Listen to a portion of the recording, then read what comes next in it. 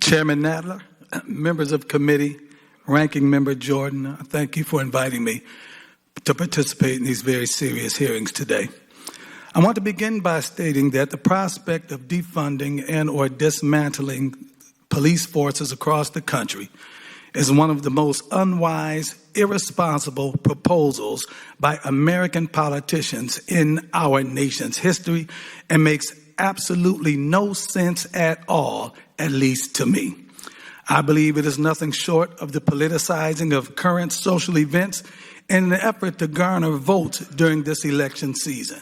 I also believe that it's a reactionary measure that can and will result in short and long-term damage to American society, particularly in our inner city and urban communities.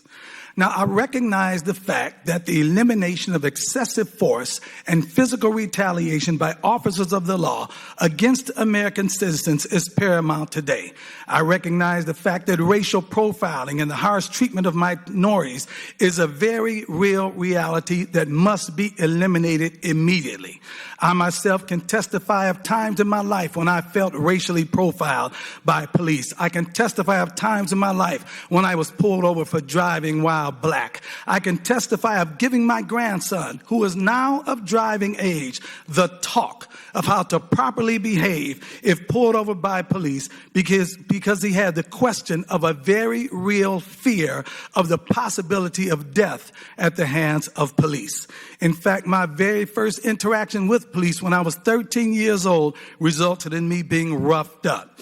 I could very easily have been George Floyd. George Floyd could have very easily been me, my brothers, my friends, or any number of any other black men in America. However, I do not recommend throwing the baby out with the bathwater by labeling all police officers as bad cops simply because of the bad actions of a rogue segment of those whose job is supposed to be to protect and to serve American citizens.